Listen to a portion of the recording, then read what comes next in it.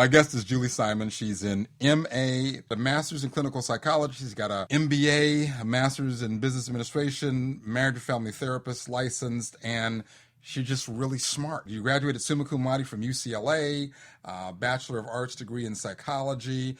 Yeah, I did psychology and biology. I ended up getting my major in psychology, but I spent a lot of time in psychology and biology. You're a really impressive individual, and I'm just so thrilled that, one, that you're doing this work, that you're bringing all of your considerable talent to bear on this issue, and psychology and psychotherapy generally, and this specific issue. At the bottom or at the heart of the base of psychological or emotional eating, is it a compulsion addiction issue? Is that a useful way to think about this? Well, that's a good question. It really depends on the person and how their eating plays out. So the way I would look at it is that overeating is on a continuum, and so the least destructive form of, or the least compulsive form of overeating is what I call a non-compulsive overeater. And so that's the person who tends to eat a little too much at meals, maybe grabs snacks a little more often than is healthy for her body, maybe, has an extra dish of ice cream at night. But she doesn't feel compelled to finish the carton. If she eats a cookie or two, she doesn't feel like she has to have 20. She's not compulsive, but usually would like to lose some weight, feels her eating is a little bit over the top, and maybe, at holiday times eats a little bit more, and there's probably an emotional component to her eating. The next category would be a compulsive overeater, and some compulsive overeaters will fit the description of what we call binge eating disorder. So some people will be compulsive overeaters, and they'll say, I kind of compulsively, ate that whole bag of cookies. But in general, they're not having binges daily or with any real regularity, but their eating does have a compulsive component. And some of those people will say, the only time I'm compulsive is with certain foods. So that's where we might see an addiction coming in. And then you have people that are binge eating disorder, and they can be compulsive with anything. They can even be binging on their non-favorite foods. So a binge eater often doesn't have a lot of food in the house, and maybe during a binge might say, you know what, I don't even like my husband's cornflakes, and but I put cornflakes together with chocolate chips and milk, and I had a binge.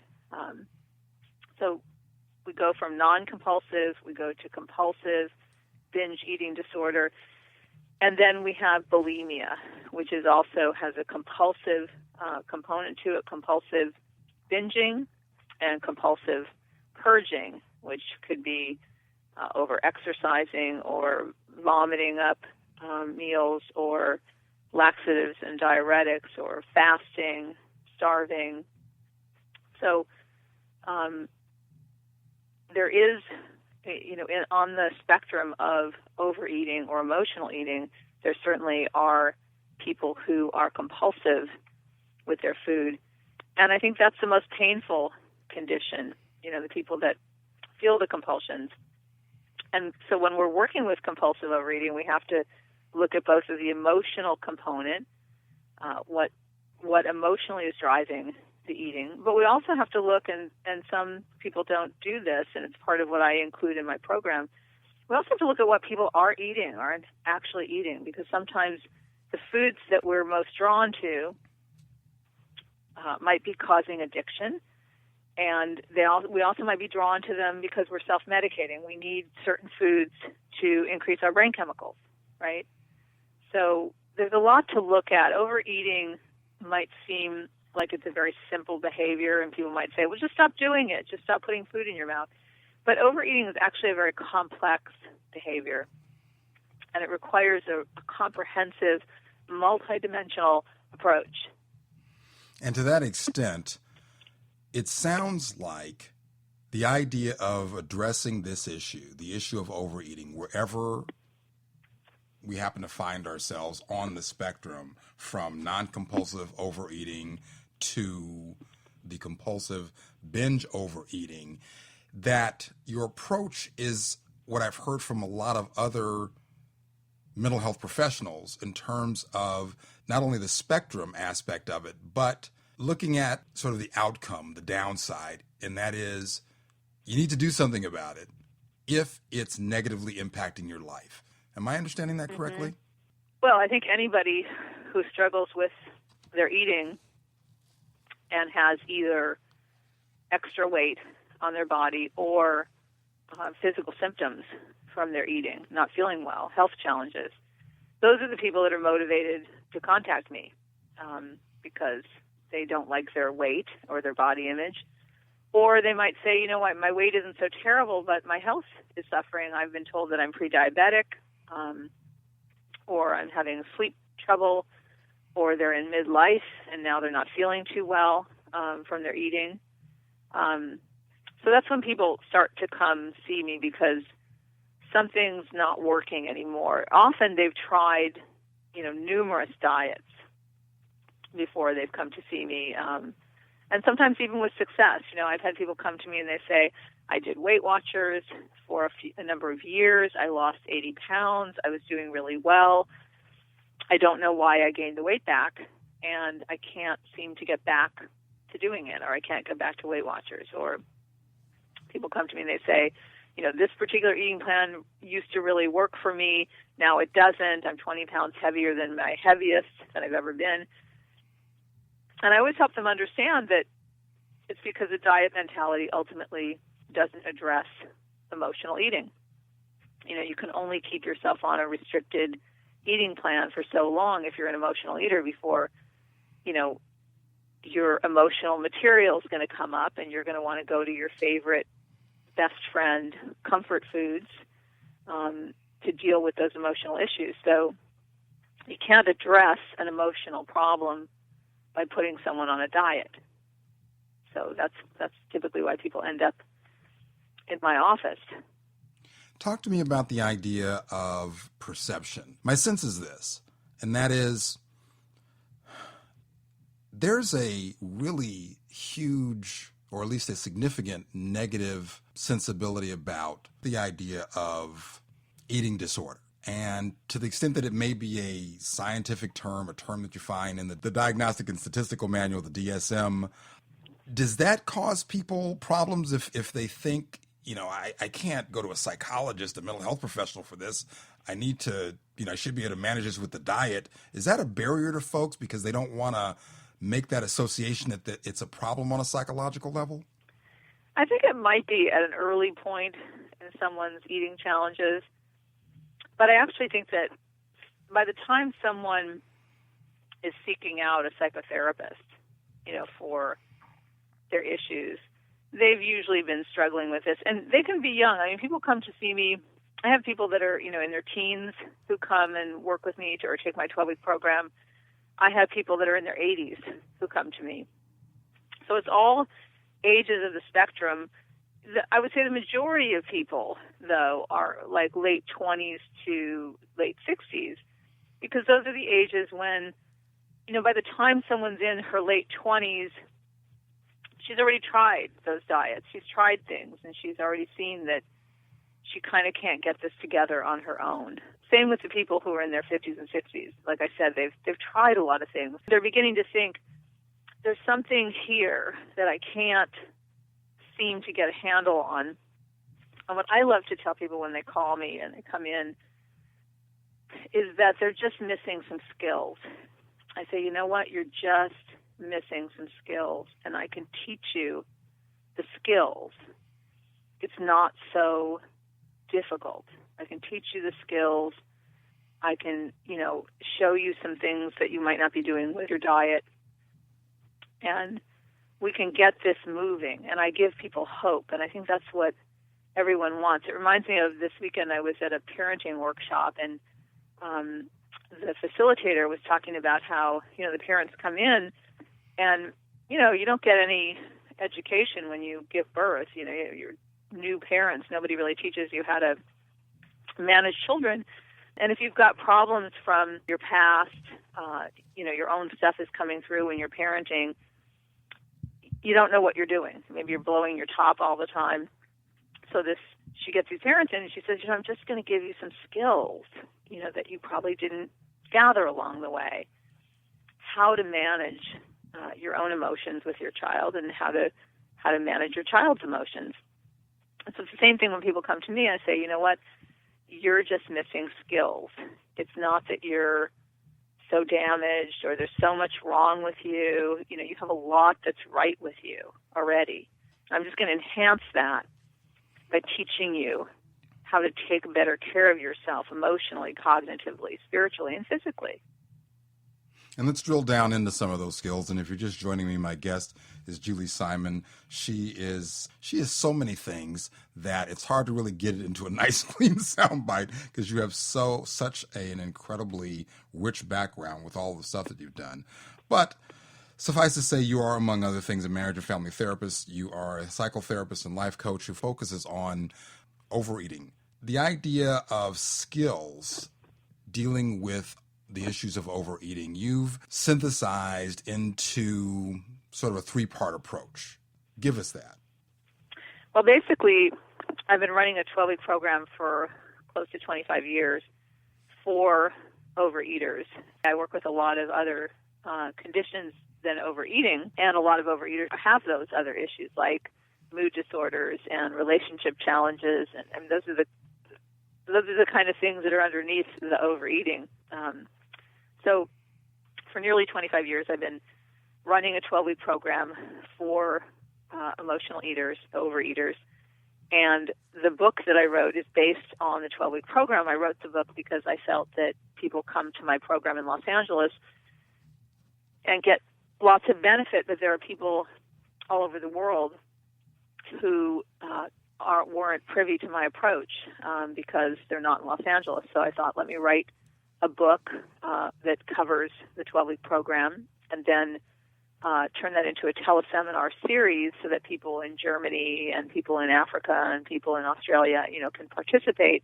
They can read the book. They can get a very inexpensive version of the program, and then they can sign up for a teleseminar and get lectures and coaching with me. And so basically what we do in the program and in the book is we cover three areas. We cover the mind, we cover the body, and we cover the spiritual imbalances that lead us to turn to food. And so what I like to say to people is that we were all born with this incredible, phenomenal machine that gives us a multitude of signals every day that help us stay in balance, right? And so every single day we have signals from our mind, and we call those emotions. And they're precious signals. They're like street signs that guide us to our needs. We also have another kind of mind signal, and those are thoughts. And our thoughts can be positive and powerful and energizing, or our thoughts can be hopeless and negative and critical and judgmental and self-defeating.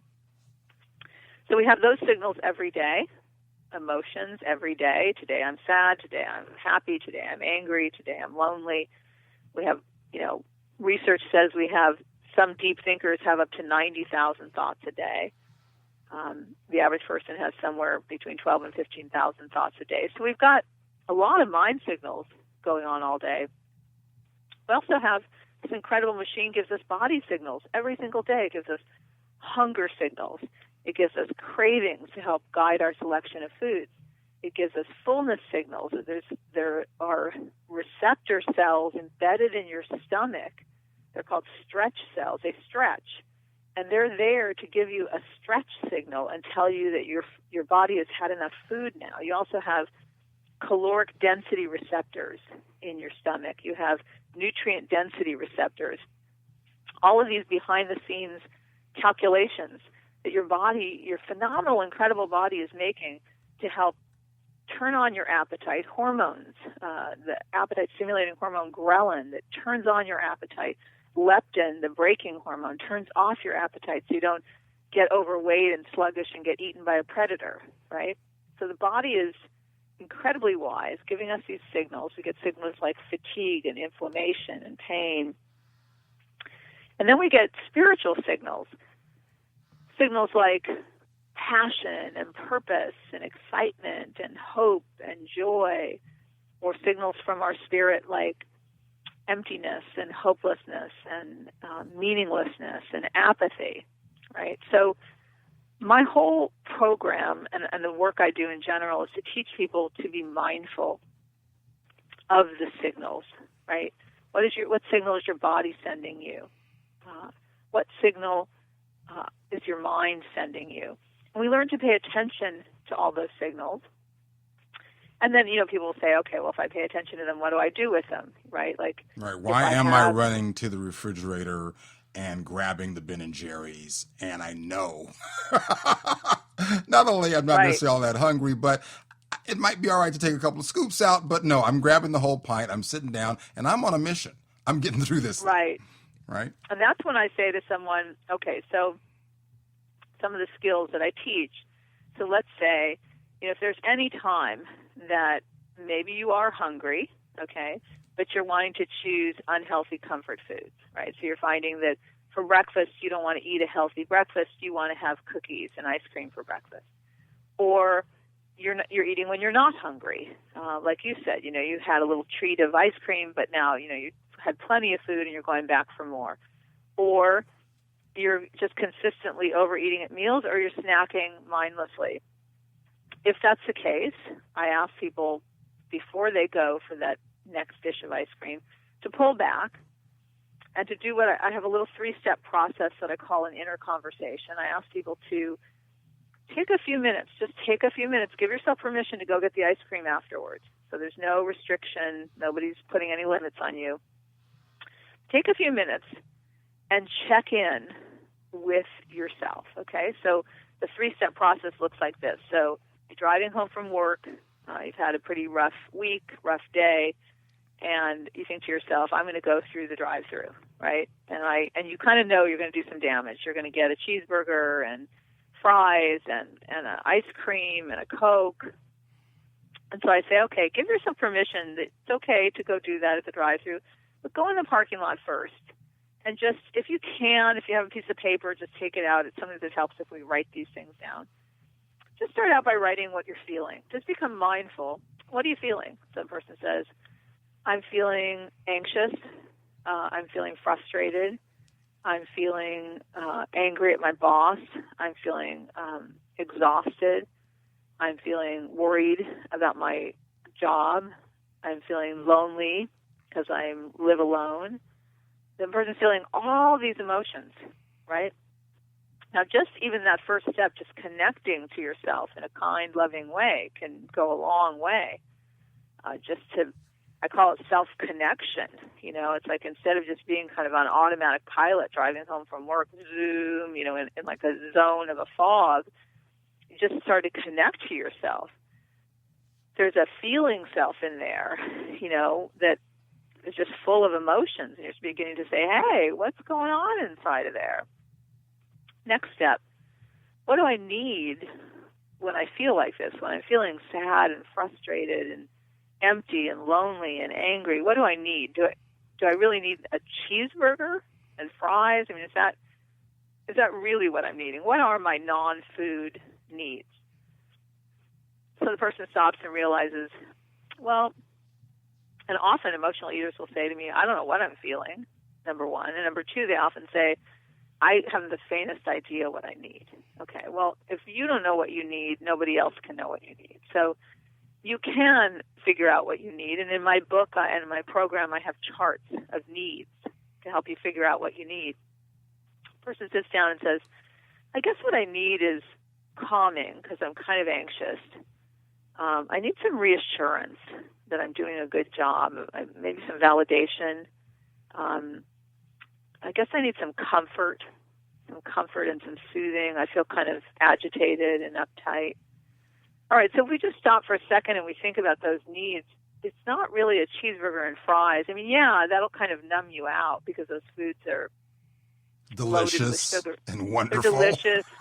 They're loaded with fat and sugar Right. and salt, and they'll shoot up your brain chemicals and give you a nice, blissful feeling, for sure. But one thing we can all agree on is that they're not going to solve the problem. They're not going to fix what's going on with your job. They're not going to solve your personal life. And in fact, they'll destroy your health and they'll destroy your self-esteem. So the next step, and this is all three steps are very, very important, and this three-step process I created is very strategic because the first two steps force you to become mindful of yourself, of what am I actually feeling in life. Because you have to stop. You have to really You have to stop and just take a moment. And when you're taking this moment, it can be just free flowing. Whatever comes to your mind in terms of that need that's not food, that's what you should be jotting down. This is not something you have to really study or, take 30 minutes to do. Right. And it's just like you say, just what comes to your mind. I need friends. I need support. I need more meaning. I need more care. I need some good listening. I need someone to talk to, whatever it is. And the third step, which is really critical because it forces you to access what I call your inner nurture, an inner nurturing voice. Now, again, a lot of emotional eaters don't have this voice very well developed. It's a voice that you use when you talk to small children. It's a voice that you use when you talk to animals. It's a very kind, loving, caring, sweet voice. We need to access this voice. So we need to feel like there's someone inside of us that's a mature adult that can help us meet our needs, right? The person says, I'm feeling all these feelings. These are the things I need, comfort and soothing and reassurance. Access that inner nurture voice. The inner nurture voice comes on and says, and she starts to validate, oh, gosh, it makes so much sense that you're feeling so anxious and agitated from work. Work's been really hard lately. Your boss has been riding you really hard, and you're not feeling like this job is a good fit anymore. And so you're feeling frustrated about that, and you're not sure you can make a change and figure out which way to go. Of course you're feeling all those feelings, and it makes sense to be feeling all those feelings. And I want you to know that I'm here with you, and I love you, and I care about you. I'm the highest part of you. I'm with you all the time. I'm closer to you than your breath. And I can help you. I can help you. I can comfort you. I can soothe you. I can tell you how incredible and awesome and wonderful you are. And together, we can figure this out. Together, we can figure this out. And by the way, what if we went home tonight and we just made a healthy dinner? And after we eat our healthy dinner, we can sit down and we can just think about what we would rather be doing than being at this job, right? So the key is to the mindfulness of the emotions and the needs. The emotions are those street signs that lead you to your needs. Then to be able to really identify our needs, and then to bring in this inner nurturing voice and begin strengthening that voice. And that's the voice that's also going to help you reframe some of those negative self-defeating thoughts. So when you have a thought that says, I'll never be able to get out of this job, I don't have any other skills, that voice comes in and says, we don't have to ever stay stuck in something that's not working for us.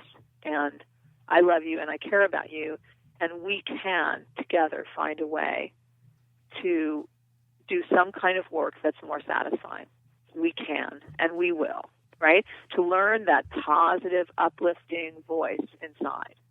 And a lot of people need a lot of help with that. Most emotional eaters have come from backgrounds that often weren't that nourishing or that nurturing, and they don't have a very well-developed inner nurturer.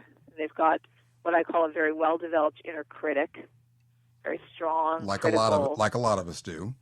Like a lot of us. And that's why I always say also my book isn't just for emotional eaters. I mean, you don't have to be an emotional eater. Anybody can read the book. And these skills are for everyone. You don't have to it doesn't have to be food.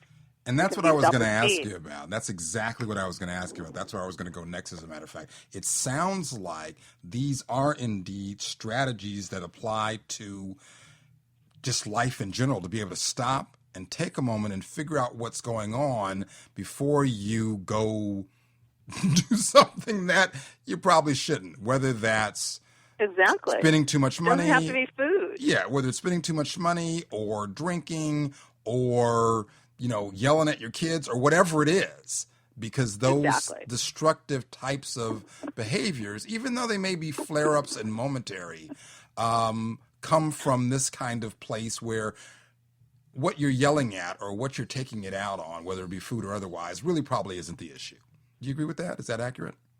I do. That's why I say in the book, that you don't have to be an emotional eater to really benefit from the book, because the majority of skills that I'm covering, learning to connect to yourself and identify your emotions and your needs, developing an inner nurturing voice, catching and reframing self-defeating thoughts, that's for everyone.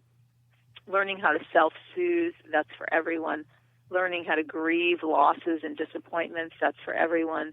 Learning how to set better limits with yourself and boundaries with others, that's for everyone. And developing self-acceptance and unconditional self-love is for everyone. That's the first set of 5 self-care skills.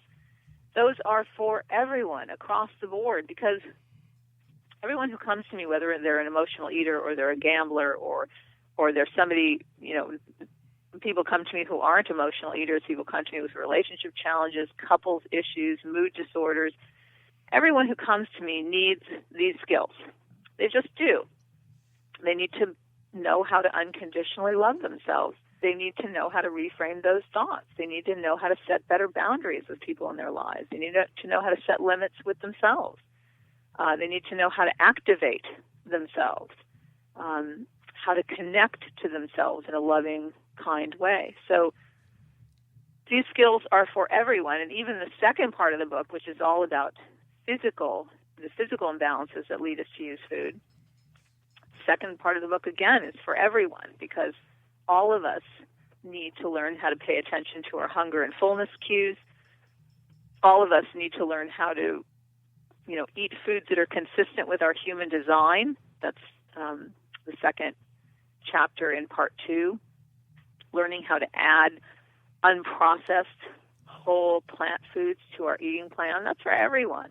That's for everyone. Everyone needs to be eating, whether you're an emotional eater or not, whether you're an overeater, whether you have even an ounce of extra weight on your body, you are going to have better health if you learn how to eat unprocessed whole or add unprocessed whole plant foods to your eating plan.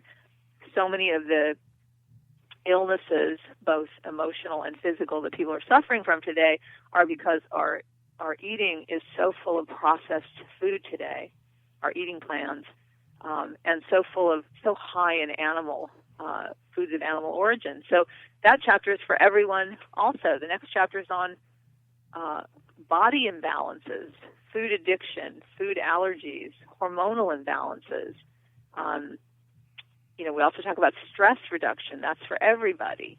We talk about moving your body, how important it is to get the right amount of exercise, and how it's not as much as most people think they need.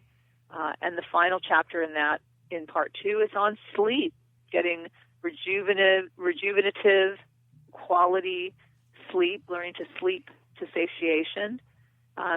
So everything in the book, and we haven't even covered the spiritual part, is for all humans. Anybody could read it. I've had people write reviews where they've said, I got the book for myself. I'm a woman, struggling with overeating, but my husband read the book, and he's not an overeater, and he got so much out of it. So it really is for anyone. And hence my idea.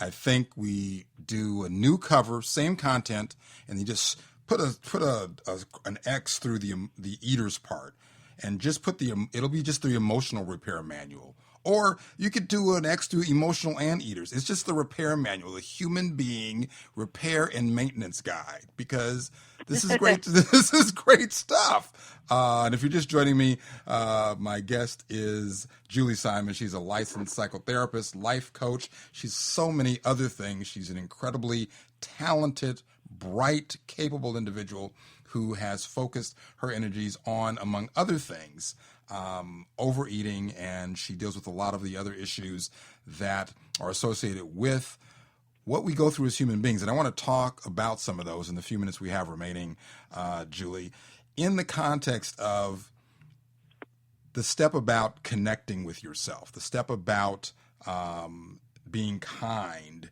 and non-judging about yourself. That can be a difficult step for folks. Talk about that. Yeah, I think that's one of the most difficult steps for people. I run groups, all week long, and I have people constantly saying negative, critical things about themselves. And some of these feelings, some of the thoughts, they'll have thoughts that are negative about themselves, but they'll also have with those thoughts these deep senses of themselves that go back a very long time. Someone was just saying to me recently, because she was raised by a very critical, shaming mother, she says, I just kind of feel like I'm a bad person. And I said, can you put your finger on anything that makes you a bad person? She said, no, I've actually done a lot in my life and I'm accomplished and blah, blah, blah. But deep inside, I feel like I'm a bad person. And so for a lot of us, we carry around with us feelings that, we heard it over and over, a parent criticizing us or shaming us or telling us we wouldn't amount to anything. Or my mother used to tell me over and over that I was argumentative. And it wasn't until probably I was, maybe out of college where I was able to work on that feeling I had that I was bad or that I was argumentative. And when I came to realize, and this is one of the ways I was able to unconditionally love and accept myself, was that her words weren't true. I wasn't argumentative, and I don't like to argue. I'm not someone who likes to argue. What she was labeling argumentative was that I was passionate, that I would take a stand for something I believed in. I wasn't argumentative. I was passionate. And that reframe really worked for me. And so for many of us, we've got these deep-seated beliefs about ourselves, and they're actually not even just beliefs, they're senses, they're felt senses about ourselves. And we have to kind of reroute them. We've got to uproot them. We've got to go inside, take a look at them, evaluate them in the light of day, and find a way to see ourselves as a whole. I don't care what your past is. I don't care if you did some bad deeds in the past. In my book, everyone is redeemable. There's redemption. We just have to find our way there. We have to find our way to making sense out of our past, making sense out of our journey, and learning how to love ourselves with our past and with our current flaws. And again, easier said than done, but there are steps. We won't have time to go into all of them, but when we're working on learning how to love ourselves, there are steps that we can take. And so, for example, one of them is I work with people on learning how to forgive themselves. Again, easy to say, but not easy to do. But how do you forgive yourself for past mistakes or failures? We work on one of the habits in terms of loving yourself is stop using comparisons to make yourself feel terrible, right?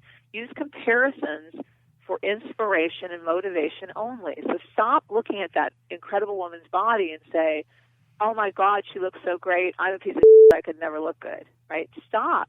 Cancel that stuff out. Look at her and say, you go, girl.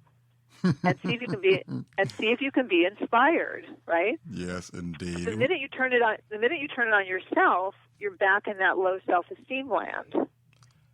So there are skills that I teach under that title of unconditional self-love, skills that you can practice. They're skills I practice. When I used to make comparisons with myself, I look at someone who has more degrees or wrote more books or better body or whatever, and then I beat myself up. I learned to stop doing that. It wasn't productive. It wasn't making me feel any better. It wasn't motivating me. I want to take your class. Everybody listening to this wants to take your class. I could talk to you for hours. We've only got a few minutes left in the time that you've graciously agreed to speak with me. Tell us, as much as you're comfortable, a little bit about your own story. You were an emotional eater yourself. This is part of your passion that you bring to this work. Talk to us about that. Yeah, I mean, I was definitely an emotional eater. I came from a background where a fairly dysfunctional family background, and I turned to food early. I also had a little bit of brain chemistry imbalance, a little bit of depression, and so food really lifted my chemicals. And so I started turning to food very early in my life. But I always had a sense, even when I was putting on some weight, I thought, I just know intuitively that our bodies aren't designed to be overweight. My mother was overweight, and I thought, something's off with this picture. And I felt very committed to kind of spending my life trying to figure out the overeating puzzle. What were all these pieces? And as time went on for myself, I started to find out the pieces. I started to understand the emotional component to my eating. I started to understand that I had some body imbalances. I had some food allergies. I had some hormonal imbalances. I found out about my brain chemistry and some non-drug approaches I could take to adjust my brain chemistry, because that was making me turn to, foods that lifted my chemicals, like, sugar and caffeine.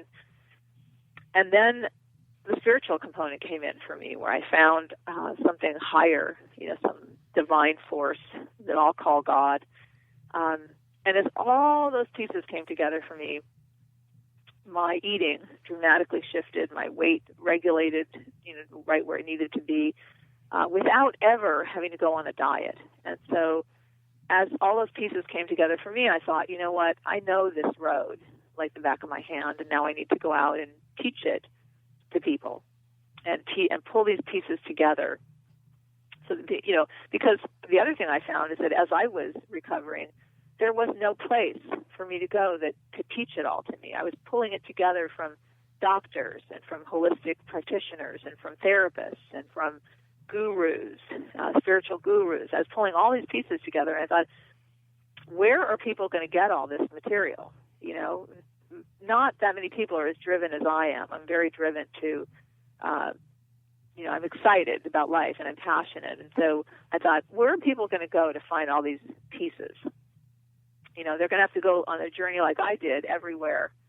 And so I thought, let me bring all these pieces of the overeating puzzle, or the imbalanced eating puzzle, together and teach people about all these pieces. And there isn't more to know after that. There's the mind, there's the body, there's the spirit, and it's all doable, and it's all, we know what it is, and we can pull it together. And the good news is that you can 100% recover from emotional eating or imbalanced eating. The caveat is that it's not a quick fix. It's not a quick fix. You didn't become an overeater or an imbalanced overeater overnight, and it takes time to recover. And people will often say, how fast is this going to happen for me? And I say to them, as fast as you can dance, honey. Like as fast as you can put all these skills and principles and practices in place is as fast as it will be for you. But I always ask people to keep in mind that, let's just say it took you 2 years of really working on yourself and all of these pieces. And in 2 years, you would be exactly where you wanted to be, and you maintain your weight there for life. Plus, you have a whole bunch of other skills. Would that be worth it if it took you like 2 years to do it? And people usually say, yeah, it would definitely be worth it, because then I'd be done, right? So I'm not saying it takes 2 years or 4 years or 1 year, but it's not going to take, in 12 weeks, you're not going to resolve all of your overeating. But you're going to begin the process of, learning to address all the underlying issues that leads you to turn to food. As we wrap this up, talk to us about the hopeful part of the journey of going through this process, as you have so thoroughly and comprehensively laid it out in your book, and guide people through this as a coach. Is it all struggle along the way? Is there some pleasure that you get as going in terms of going through this process? Are there intermediate payoffs?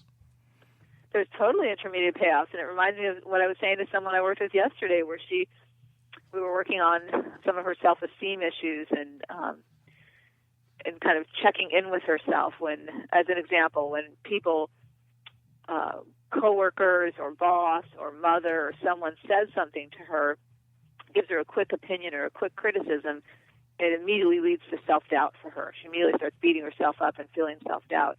And so we were talking about it, and she kind of sighed, and I said, what was the sign? She said, it's just a lot of work, like to work on changing myself and work on growing. And I said, yes, I do understand how it feels often like, there's a lot of work to be done to get ourselves healthy in mind, body, and spirit. And I asked her, I said, what if you saw some of these skills that you were building kind of like an opportunity or like an experiment, right? Like, your tendency is when someone gives you a criticism that, you kind of fall into a puddle, and that it was kind of a challenging, fun experiment to see if instead, I gave her some imagery, instead of falling into a puddle when someone gives you a criticism, you take out your shield and you unsheath your sword, right? And you're going to try on something different. Like you're going to try on blocking this from coming in, like not taking it inside to hurt you, not taking it in to hurt your heart. And so when she was able to see change, making change as maybe a playful kind of thing, right? Something, an experiment. Like the next time someone gives me a dig that could go to my heart, I put my shield up and it can't penetrate, right? And that she can see that as more of a fun thing to try, right? Then, oh my God, there's so much work that needs to be done to make myself a whole person, which can feel really defeating.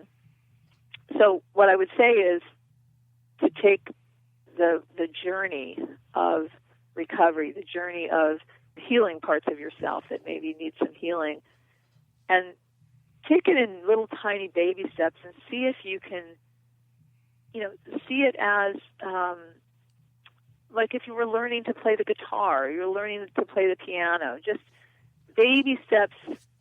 Some of them are uncomfortable when you're learning to play a musical instrument. You're on the guitar, your fingers are getting raw from the strings, or your fingers hurt from reaching the octaves on the piano. But to say to yourself, it's going to come into a flow soon, and I'll be strumming and playing, or try and take it on as an opportunity for growth. And that's what I would say. And I just always want to give people hope, because I think if you break everything down into baby steps, stay in the moment, see if you can turn it into something positive, like skill building, and one foot in front of the other. I love the sword and the shield, especially the sword. I guess probably a boy thing. My guest has been Julie Simon. She's a licensed psychotherapist. She is a life coach. She is amazing. I am a fan. She works on any number of issues, from grief and loss, codependency, life transition, stress management, parenting challenges, you name it. She can help you with it. You're really wonderful. Thank you for having me on your show. It's been my pleasure.